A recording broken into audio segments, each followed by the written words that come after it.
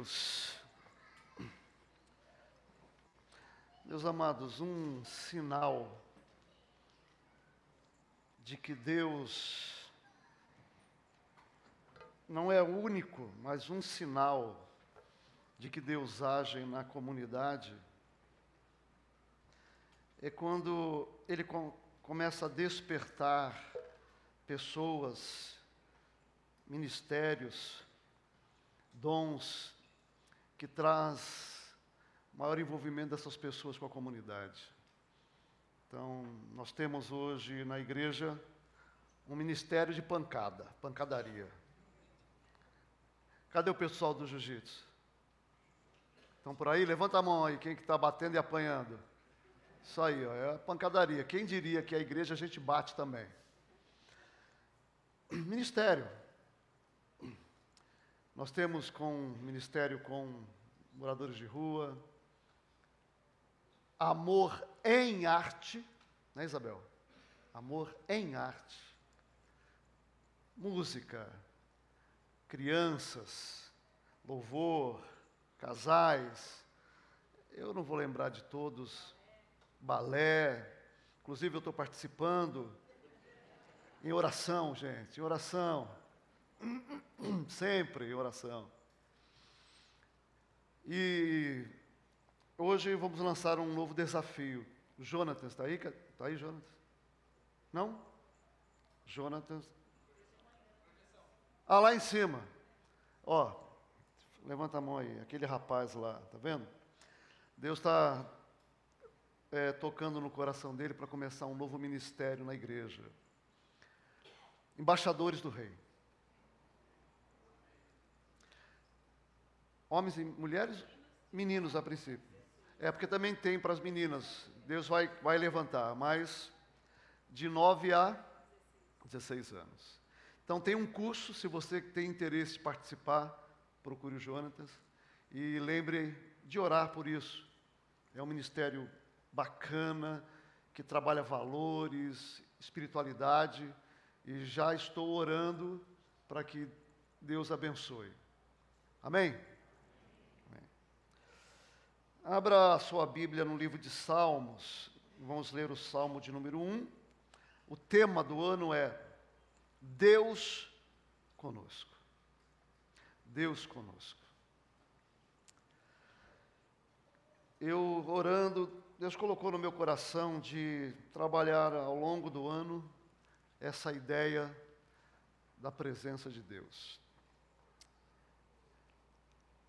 Eu quero começar o Salmo de número 1 porque ele é a porta de um caminho extraordinário, escondido.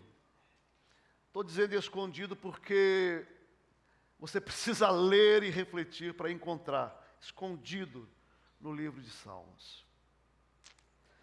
Então, diz assim o Salmo: Bem-aventurado o homem que não anda no conselho dos ímpios, não se detém no caminho dos pecadores, nem se assenta na roda dos escarnecedores.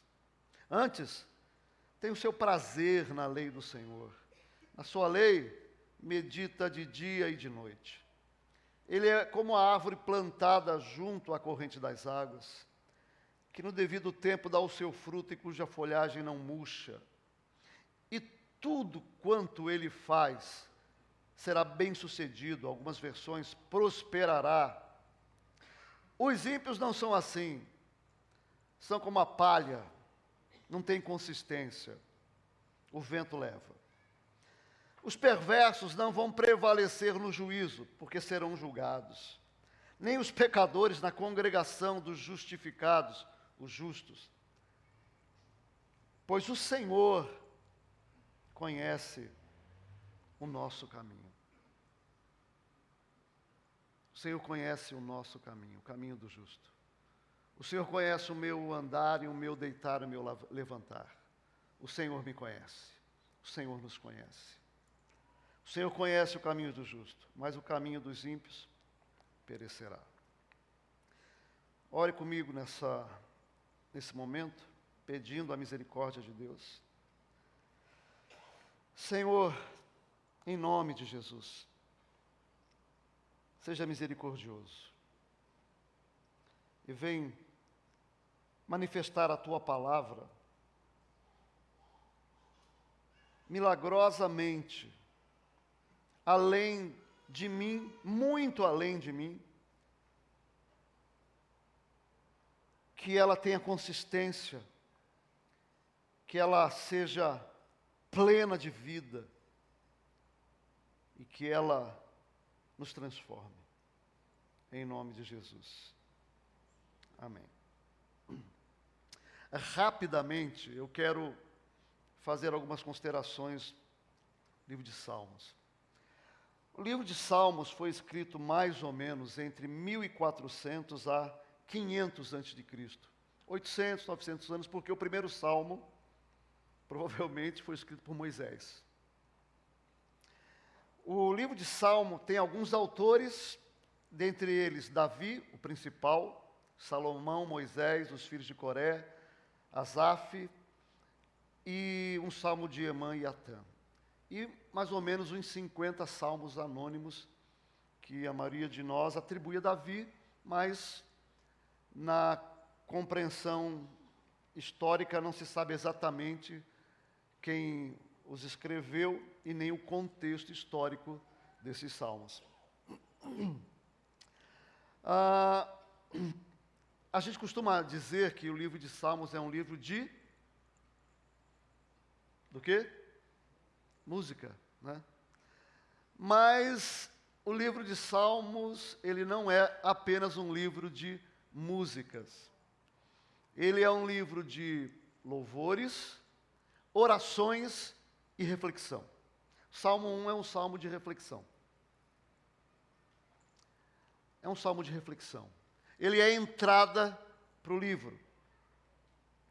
E quando a gente pensa no livro de Salmo, eu pessoalmente, eu vou dizer uma percepção minha, e tenho até vontade de escrever sobre isso, não me sinto ainda capaz, mas eu tenho tido o entendimento que o livro de Salmos é um livro de espiritualidade. Espiritualidade. Nós vamos encontrar nos livros ou nos salmos reflexões sobre espiritualidade que nós não encontramos em nenhum outro livro da Bíblia. Aspectos da espiritualidade que nós não vamos encontrar em nenhum outro livro da Bíblia. Ou pelo menos de forma tão clara e tão contundente. E é curioso que a minha compreensão sobre a espiritualidade, o livro de Salmos ser um livro que privilegia a compreensão, a ideia, o cultivo de uma espiritualidade sadia, é que o Novo Testamento corrobora essa ideia. Há 3 textos no Novo Testamento que citam Salmos, que estão relacionados principalmente com a questão da espiritualidade cristã. Primeiro, o texto que fala sobre enchimento do Espírito. Aí ele diz, falando entre vós com salmos. A vida no Espírito Santo, cheia do Espírito Santo, requer uma compreensão da palavra, especialmente dos salmos. Porque Paulo diz isso. Quando Paulo fala lá num texto paralelo para nós sermos cheios da palavra, quando ele diz, habite ricamente em vós a palavra de Deus, ele diz assim, falando entre vós com salmos.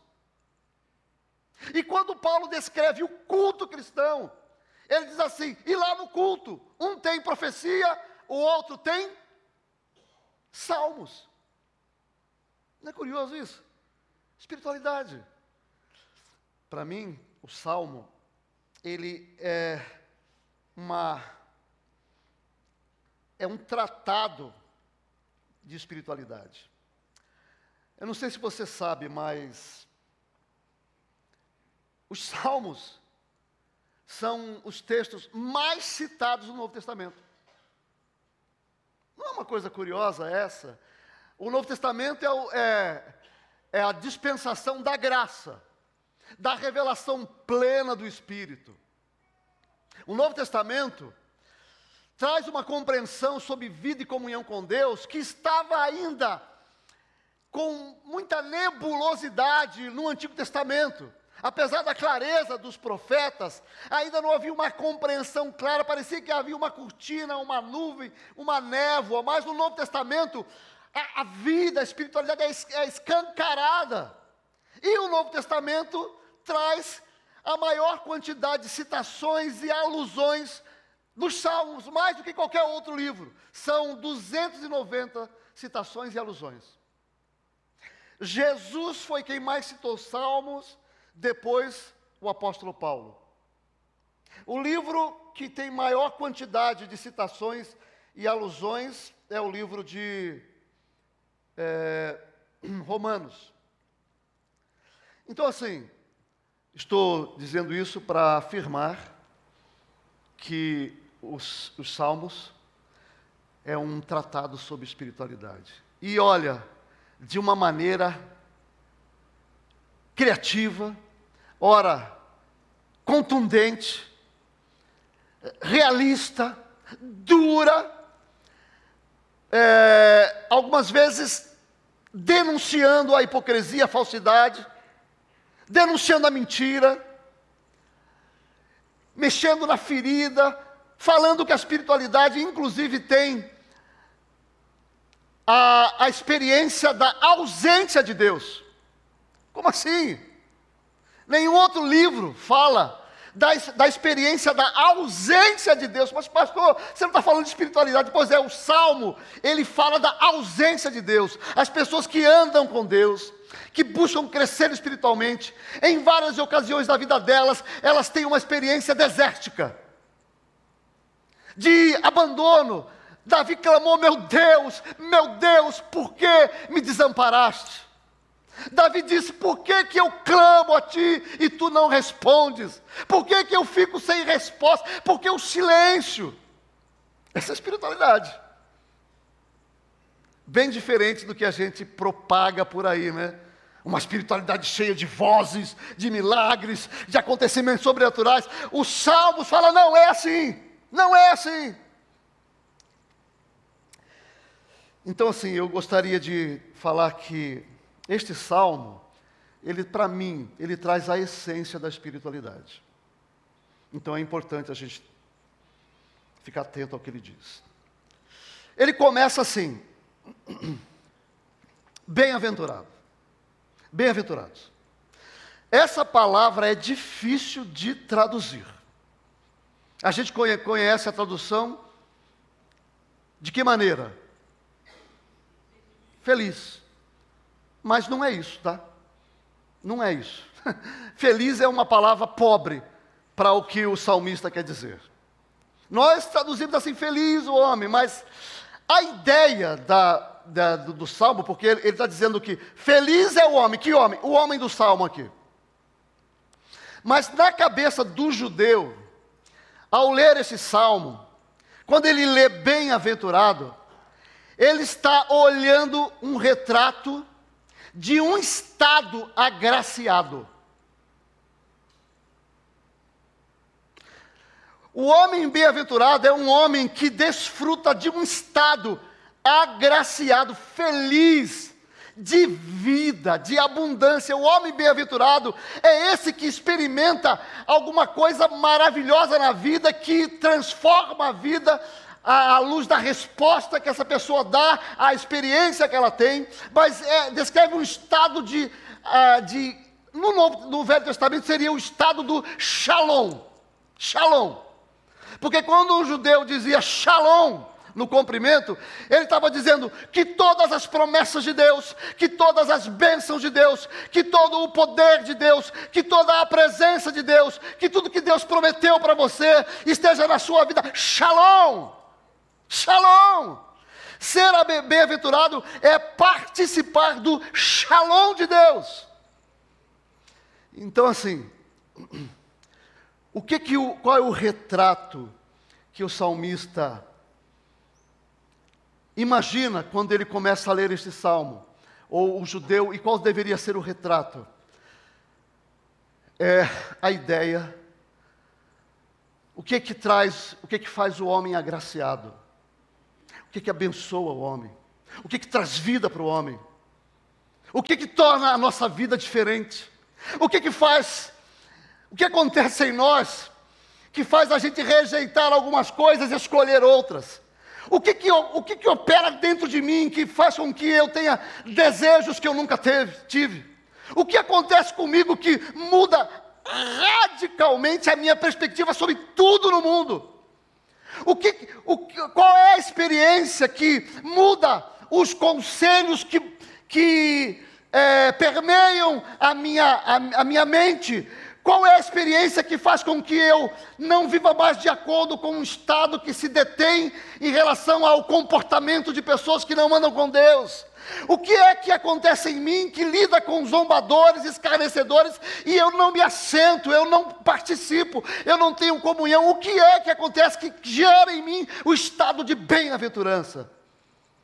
Qual que é a resposta, meu irmão? Deus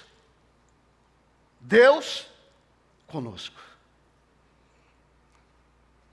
Essa é a resposta. Deus conosco. Quem é o homem bem-aventurado? É o homem que teve uma experiência com Deus e descobriu, pela revelação de Deus, que Deus vive e deseja e chama o homem para viver com Ele. Deus conosco. O Salmo de número 1 abre a porta para todos os salmos, dizendo: essa caminhada espiritual não é uma coisa que você produz, não é uma coisa que a igreja inventa, não é alguma coisa que está num caixotinho, num livro de espiritualidade, que coloca lá 10 coisas para isso, 10 coisas para aquilo, mais 10 coisas para aquilo outro. Não é isso. Não é a ideia dos ritos, do batismo, não é a ideia do louvor institucionalizado, não é a ideia nem do conhecimento bíblico. Isso faz parte, isso é consequência, mas a ideia da espiritualidade é: a hora que eu tive o encontro com Jesus, Jesus é o Emanuel, Jesus é Deus conosco, Jesus é Deus em mim, Jesus é Deus andando comigo, Deus conosco. O que é espiritualidade? Deus comigo. Começa assim. Mas eu estou com a garganta seca.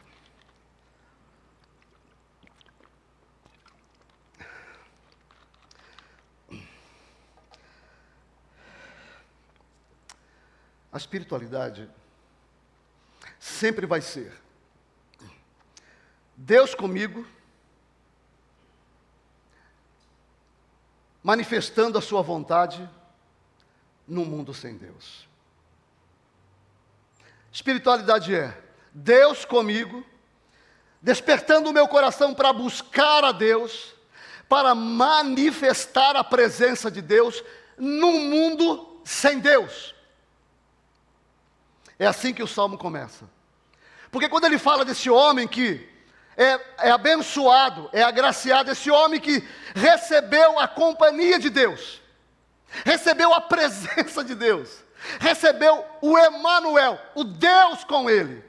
Então, a ideia, o retrato é Deus se manifestando na minha vida, despertando o meu coração para buscá-lo, me orientando a manifestar a presença dele num mundo sem Deus. Isso é espiritualidade. Porque esse homem bem-aventurado, ele não segue, não anda segundo o conselho dos ímpios, ele não se detém, não para, não anda de acordo com os valores dos pecadores, e nem se assenta na roda dos escarnecedores. O homem bem-aventurado que anda com Deus tem um chamado exclusivo e único, inigualável. Você não foi chamado para uma colônia de férias. Você não foi chamado para um tempo de descanso. O meu descanso não chegou. O meu descanso é na eternidade. Você não foi chamado para uma vida de tranquilidade. Nesse mundo não há vida de tranquilidade. Não há tranquilidade no trabalho, não há tranquilidade na alma, não há tranquilidade nos relacionamentos, não há tranquilidade no casamento. O mundo é um mundo mau, de pecadores, zombadores e ímpios. Mas Deus é comigo. Então, o que esse salmo diz é que quando você teve um encontro com Deus, Deus passou a viver com você. Deus se tornou seu amigo e companheiro permanente. Assim, o cristianismo banalizou esse negócio. Nós banalizamos. Nós banalizamos a presença de Deus. E o que é estar na presença de Deus? O que é andar neste mundo na certeza de que aquele que criou todas as coisas, que é dono do universo, das estrelas, que é rei dos reis, que é senhor dos senhores, que tem a história nas suas mãos, que tem trilhões, bilhões de galáxias nas suas mãos, que conhece, que sabe de tudo, que conhece o caminho do justo. Quem é esse que diz que agora anda comigo? Anda com você, dentro de você, habitando em você, se manifestando em você, chamando você. Isso é espiritualidade. É isso. Então, tudo que vai acontecer depois disso, não tem a ver com a sua educação, não tem a ver com a sua competência, não tem a ver com a sua força, não tem a ver com a sua grandeza. Meus queridos, eu tenho pedido a Deus, assim, a graça, a sabedoria, o discernimento e palavras para explicar essa coisa de que a grandeza do que acontece no mundo com homens de Deus não tem a ver com os homens de Deus. A quem nós atribuímos o avanço do cristianismo no mundo? A quem? A quem? A quem? Apóstolo Paulo, correto? Atribuímos o cristianismo ao apóstolo Paulo. Mas fala assim, olha, o que aconteceu no mundo foi o grande apóstolo Paulo. Você já leu a descrição que a Bíblia faz do apóstolo Paulo? Hã? Alguém já se preocupou em ler a biografia do apóstolo Paulo? Você sabe que os biógrafos dizem de Paulo? Que ele era um cara baixinho, provavelmente menor do que eu. E olha que eu sou baixo, hein? Eu tenho 1,66 m, eu sou baixo. Então ele era menor do que eu, narigudo, feio. Graças a Deus eu sou bonito. Está rindo por quê, irmã? Carmen, eu sou bonito? Lindo, você viu? Olha aqui, ó. Palavra da verdade. Era feio. Diz que ele andava meio curvado. As escrituras dizem, o comentário sobre ele, que a palavra dele, quando ele pregava, era uma pregação sem eloquência. Como assim? Como assim? Não, ele não era eloquente. Bom, tem um texto na Bíblia que ele pregou, o pessoal dormiu. Inclusive um cara caiu e quase morreu. Tá na Bíblia? Está na Bíblia, quase morreu. Ele era um colérico,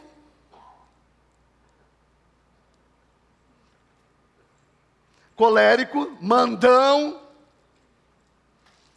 Com ele não tinha muita conversa, era preto no branco. Uma pessoa que, segundo as escrituras, a aparência dele era desprezível. Aí eu pergunto, como é que o cristianismo... Olha, sinceramente, se a gente estivesse falando de Apolo, conhece a história de Apolo? Apolo aparece na Bíblia um cara eloquente, falava com... Mas não é Paulo. Mas sabe por que foi Paulo? Porque não foi Paulo. É por isso. Sabe por que não é Pedro? Porque não foi Pedro. Sabe por que não é Moisés? Porque não foi Moisés. Moisés, meu irmão, ele diz para Deus assim, Moisés, vamos que eu vou usar você. Ele fala assim para Deus,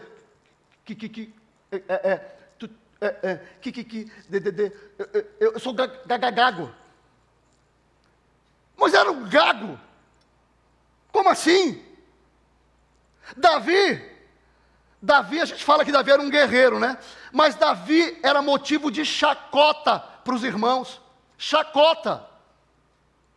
Ele era um menorzinho e fazia uma coisa que era uma atividade para o judeu, assim, não muito digna. porque estava cuidando lá das ovelhas. Pastoril. Era um menino do mato. E se você for pegar Jeremias, se você for pegar Ezequiel, e as coisas grandiosas que aconteceram, não foram eles. Você sabe por que o cristianismo está se movendo no mundo, se movendo aqui, se movendo nas pessoas, e vai alcançar todas as nações? Você sabe por quê? Porque cristianismo, aleluia, é Deus conosco. Isso é cristianismo. Você sabe por que eu consigo crescer, vencer, lutar, superar, me santificar? Não é porque eu sou forte, é porque a minha espiritualidade é Deus comigo. O livro de Salmos está dizendo que pessoas espirituais, ou a espiritualidade, são pessoas que andam com Deus, buscando e manifestando a vontade de Deus no mundo sem Deus. Meus irmãos, o chamado de Deus não é fácil, onde quer que você esteja. Pensa no lugar mais difícil da sua vida.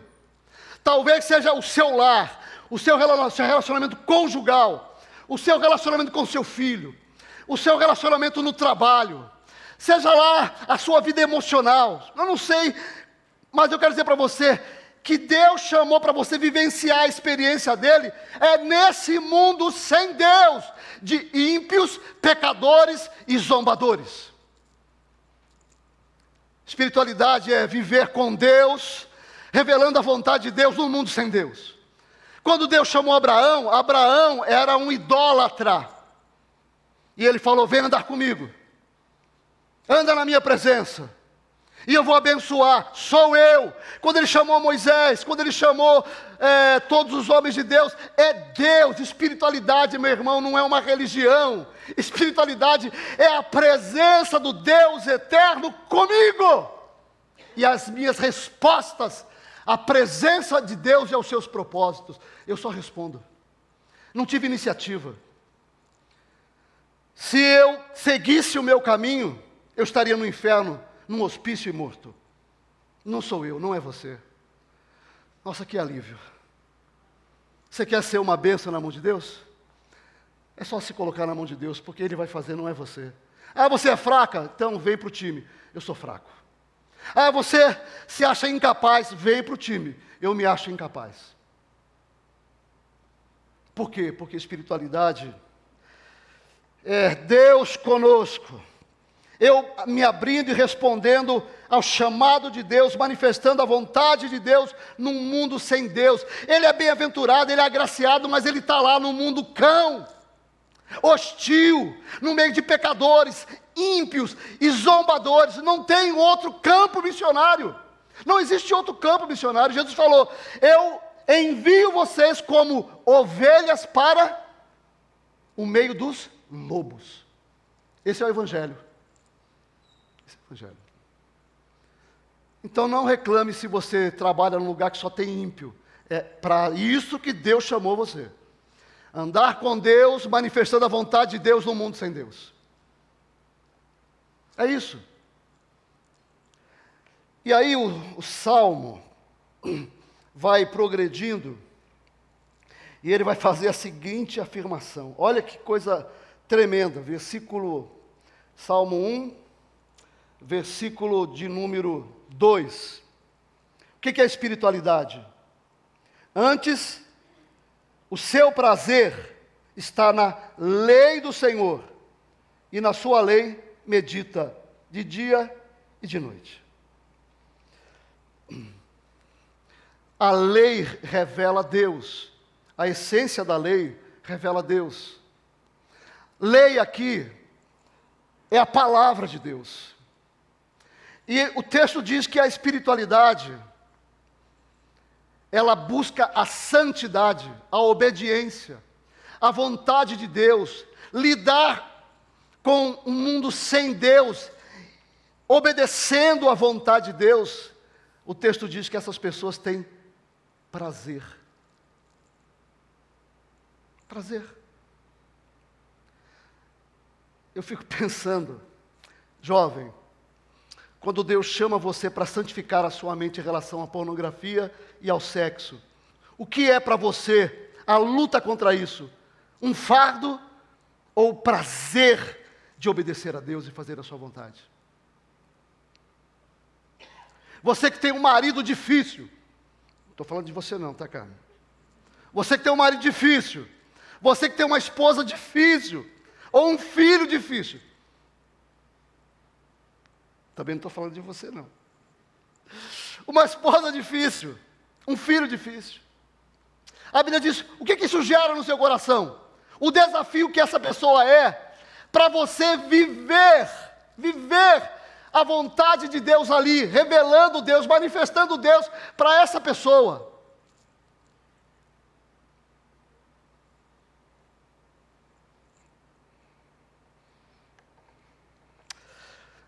Alguns de nós têm psicopatas na família. Alguns de nós têm narcisistas na família. Alguns de nós têm gente doente emocionalmente, mal-humorada, rabugenta, crítica na família. Alguns de nós têm que lidar com chefes narcisistas e psicopatas. Líderes psicopatas e narcisistas. Aliás, eu quero dizer para você que a igreja é solo fértil para narcisista e psicopata. Pastores e líderes. Igreja. Igreja e política. Você é facinho você identificar um psicopata, um narcisista na igreja, e não olha para mim desse jeito não, hein? Então, já fala assim, você tem prazer em revelar a maneira de Deus lidar com essas pessoas. Eu não estou falando que é fácil, eu não estou falando que de vez em quando você não tem raiva, que você nunca vai ficar triste, desanimado. Sim, mas é Deus comigo. É Deus com você. Porque a hora que eu me abato, eu me desanimo, e tenho a experiência da espiritualidade dos salmos. Deus, onde o Senhor está? Porque o Senhor não me ouve, muda essa pessoa, e o Senhor não muda. Essa experiência é uma realidade. Mas enquanto você vai lá para o fundo do poço, você vai para o deserto, você vai para a escuridão, o Espírito de Deus vai ao seu encalço, Ele vai buscar você, Ele pega você lá no caos, Ele pega você em meio às dores, Ele chama você em meio aos traumas, Ele pega você cheio de dúvida, até tentando desistir, Ele vai lá no fundo e chama você. Sabe por quê? Porque a espiritualidade cristã é Deus comigo. É o meu Deus comigo. Ele nunca vai me abandonar. Ele me conhece. Então, eu volto a dizer para Deus, me dá alegria em lidar com essa pessoa tão difícil. Me dá prazer em ser essa pessoa que vai morrer para si mesmo, que vai abrir mão dos seus direitos, que vai fazer coisas que naturalmente eu não quero fazer, que vai fazer o bem quando eu não vou ter vontade, que vai perdoar quando eu não vou querer perdoar. Me faz ser essa pessoa que vai ter essa alegria e o prazer em manifestar a tua vontade num mundo caótico, porque andar com Deus é isso, é viver em comunhão com Deus, manifestando a vontade de Deus num mundo sem Deus, é isso, com prazer.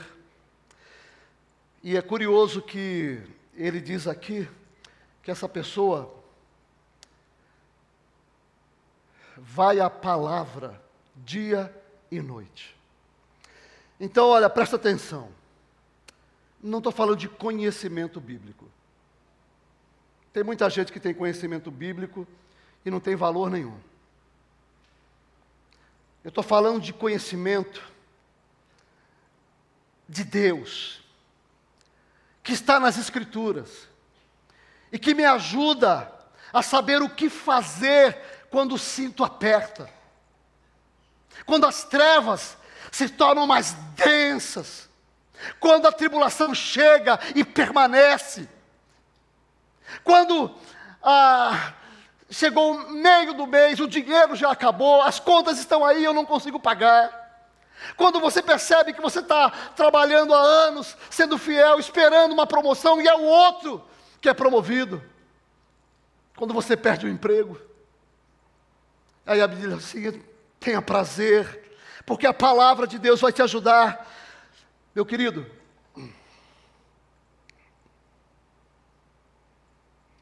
Eu tenho orado a Deus para que Deus dê para mim e para os pastores da nossa igreja, pastor Fernando, Bruno, pastor Pedro, pastor Benjamin, e os pastores que Deus tem trazido para caminhar conosco, que Deus dê a essas pessoas o zelo pela sua palavra.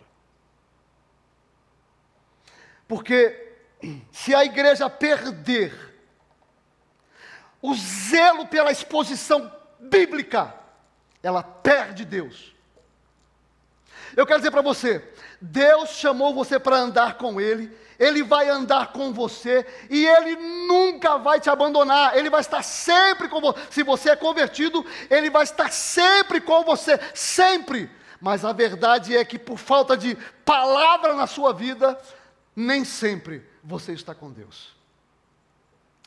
E quando nós não estamos com Deus, a maneira como nós lidamos com o ímpio, o pecador e o zombador, não é como a palavra de Deus orienta. Então a Bíblia diz assim: tenha prazer na lei, na palavra de Deus. A Bíblia diz que a palavra de Deus é viva e eficaz, penetra até a divisão da alma e juntas, medulas, poderosa para discernir pensamentos e as intenções do coração. Toda a escritura é divinamente inspirada por Deus, é poderosa para ensinar, corrigir, redarguir, caminhar, fazer-nos caminhar na justiça, para que todo homem e mulher de Deus sejam perfeitos e perfeitamente habilitados para toda boa obra. Peça a Deus zelo, fome da palavra, dia e noite. Isso aqui não é uma devocional, gente. A gente está acostumado com esse negócio, né? Devocional o que é? É um momento durante o dia para você ler a Bíblia e orar. Não é isso que é espiritualidade. Pode fazer parte? Pode. É bom? Sim. Mas o texto diz que esse homem, ele medita de dia e de noite. Senhor, estou passando um conflito lá no trabalho, há roubo, há injustiça. Eu posso ser envolvido em coisas que eu não fiz. Ele vai à palavra e diz: Senhor, o meu prazer é a tua vontade, o meu prazer são os teus conselhos. E ele vai à Bíblia e ora, e vai estudar, e vai ler, e vai buscar de Deus orientação. Este homem é bem-aventurado. Por quê? Porque Deus está com ele.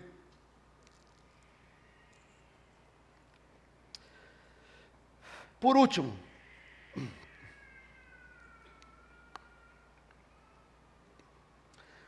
o Salmo vai dizer que espiritualidade é vida plena.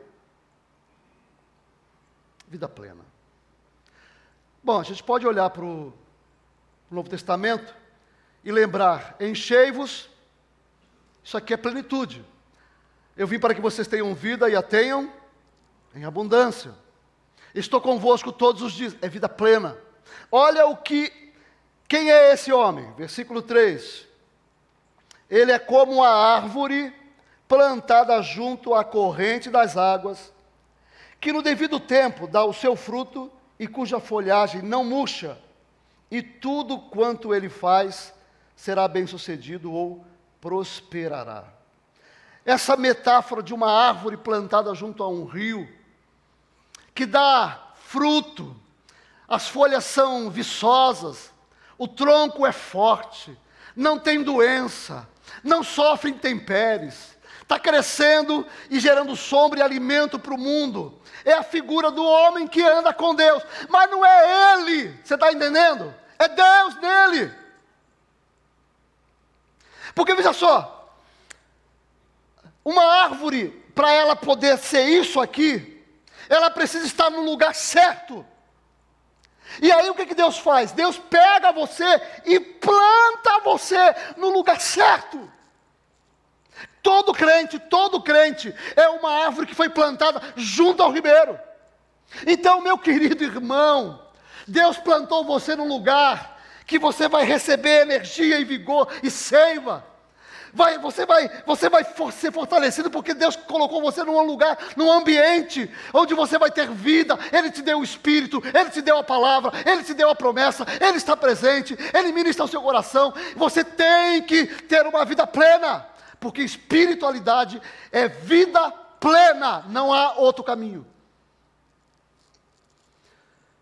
E olha só, tudo que Ele fizer prosperará. E isso aqui não tem nada a ver com prosperidade financeira, tá?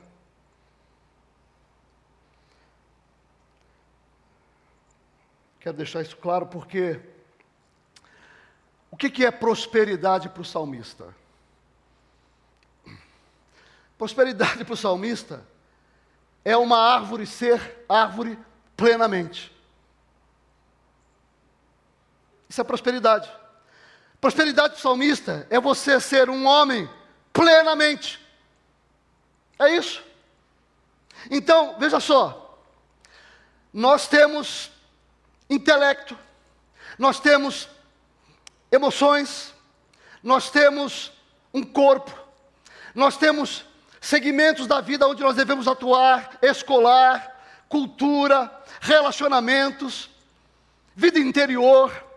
Quem é o homem próspero? É o homem que ao andar com Deus, Deus ministra ao coração dele, que ele tem que florescer intelectualmente, emocionalmente, no seu corpo, no seu trabalho, na sua vida familiar, nos relacionamentos, na sociedade. Ele atende esse chamado e pede a Deus a graça, e ele percebe Deus atuando porque ele cede, rende a sua vida, porque Deus plantou ele num lugar onde ele tem que crescer. Tem que crescer. Tem que florescer. Isso é vida abundante.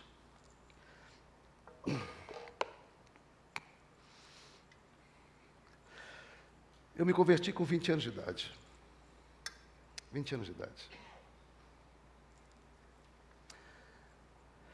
Não havia um segmento da minha vida que funcionava bem. Nada. 20 anos de idade, sem estudar, alfabetizado funcional, sabia escrever o meu nome e ler, mais nada. Emocionalmente doente. Doente porque sofri abandono, pai e mãe, porque vi violência na minha vida desde os 7 anos de idade, um pai alcoolizado. Vi minha mãe apanhar do meu avô, numa tentativa dele matá-la. Vi meu pai estuprar minha irmã com 12 anos de idade, na frente dos irmãos. Fui para a rua, com uma criança de 10 anos, fugindo de casa, andando ao relento, sem camisa, chorando, angustiado, e sentindo nada, sem valor, e alimentando a cada dia esse sentimento de que eu não valia absolutamente nada. Desesperado. Foi assim que eu cresci. Doente, quebrado. Mas um dia, o Deus eterno me visitou. Lá na boca do lixo. Foi Deus. Não sou eu, foi Deus. Deus me visitou. Deus abriu os meus olhos e eu vi Deus. Ele está aqui. E agora Ele disse que Ele está comigo. Tinha saído de casa porque eu iria matar o meu pai. Tentei matá-lo. E quando eu tive um encontro com Deus, Deus me mandou de volta para a casa do meu pai. Na verdade não era uma casa, né? Era um quarto de talvez 4 metros quadrados, que moravam 8 pessoas. A Carmen conheceu o lugar.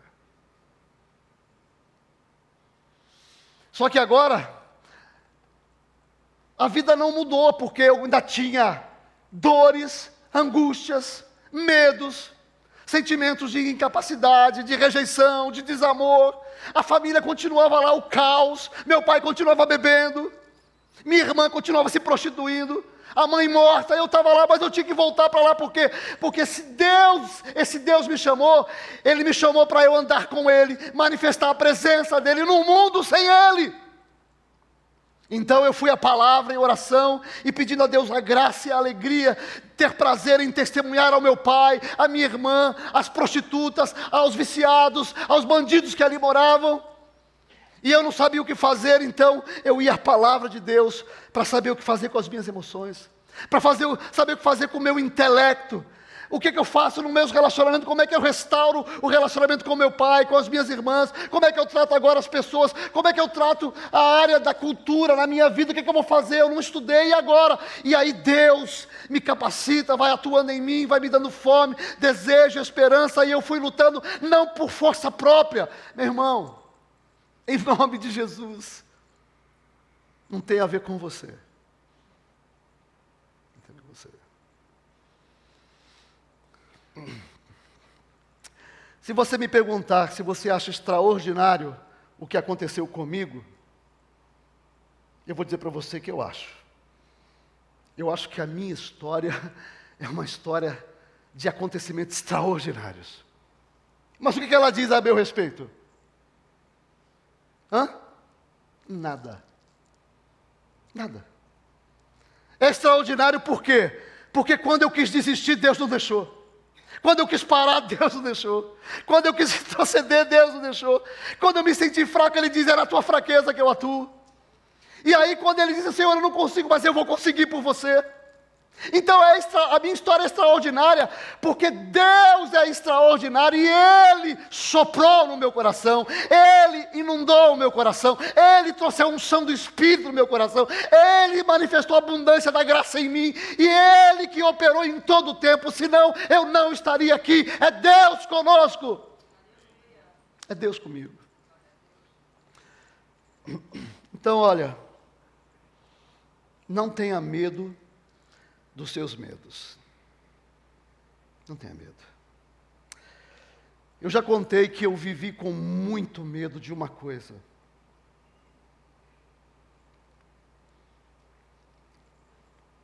A minha esposa sobre isso, talvez 10 anos depois que a gente casou. Mas eu conto isso no meu livro, Crescimento Sistêmico. Eu não tinha consciência de personalidade. Se você me perguntasse quem é você, eu diria para mim, eu não sei. Eu não sei quem eu sou.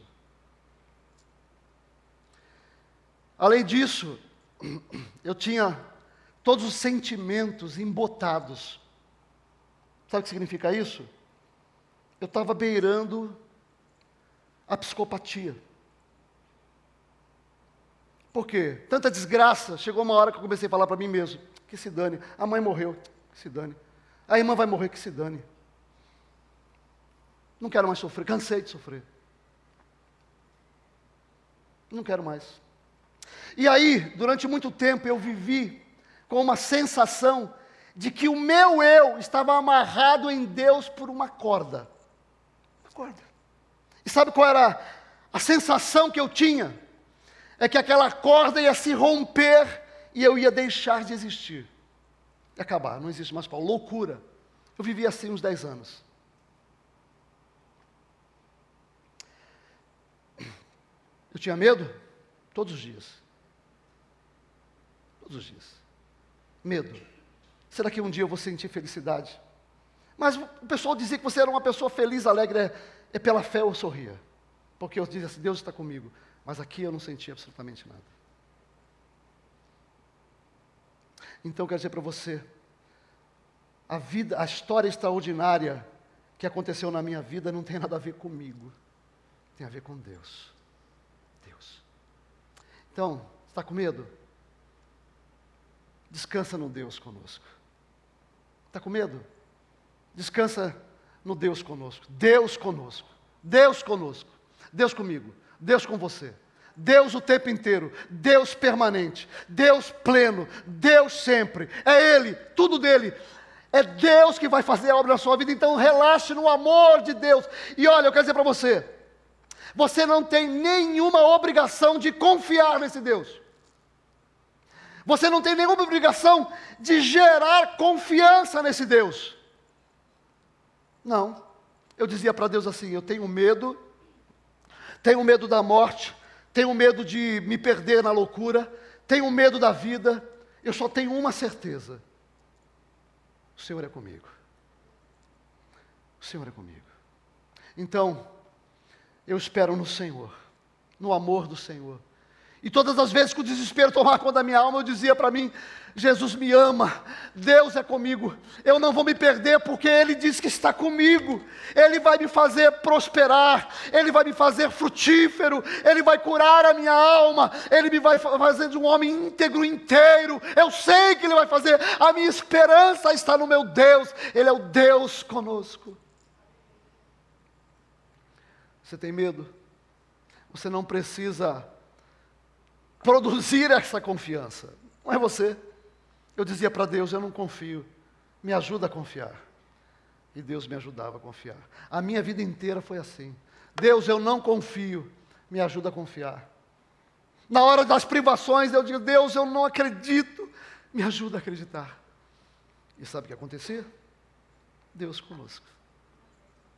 Deus conosco. Que Deus te abençoe. Eu desafio você hoje a colocar a sua vida na rocha, como nós cantamos aqui. Vamos terminar adorando ao Senhor.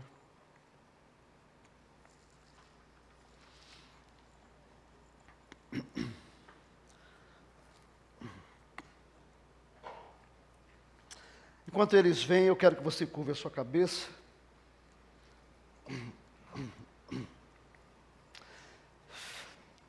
Nós começamos esse culto clamando ao nosso Deus que Ele nos desse palavra profética, revelação. Que significa que eu vou sair daqui com uma porção da palavra de Deus, que vai me ajudar a caminhar durante a semana, transformando a minha vida, porque Deus falou comigo.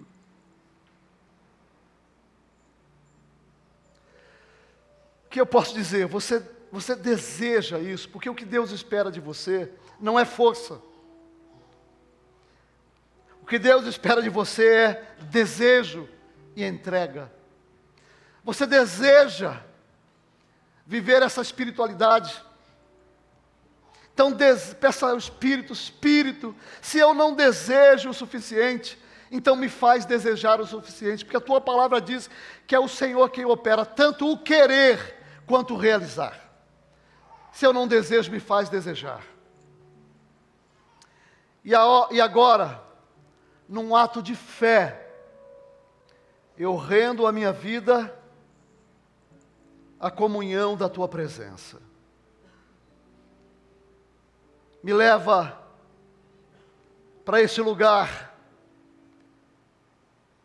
me dá consciência de que eu estou plantado num lugar onde eu tenho tudo para crescer, porque eu estou plantado em Jesus Cristo, aleluia, eu estou nele, em Jesus, e faz da minha vida uma vida plena. O Senhor está me chamando para andar com o Senhor, manifestar a vontade do Senhor num mundo sem o Senhor, e eu quero isso. Se o Espírito de Deus gerou em você isso, e você deseja isso, eu quero orar com você. Senhor, os meus irmãos que estão fazendo esta oração, agradecendo porque o Senhor os plantou num lugar onde eles podem florescer. E eles estão respondendo ao Senhor dizendo: queremos ter prazer na obediência. Então, Senhor, abre o nosso coração e nos leva na tua presença, que a gente caminhe, Senhor, envolto da glória do teu nome, da tua presença. É isso que nós queremos. Em nome de Jesus. Amém. Amém. Deus conosco. Deus conosco. Vamos ficar em pé, vamos terminar.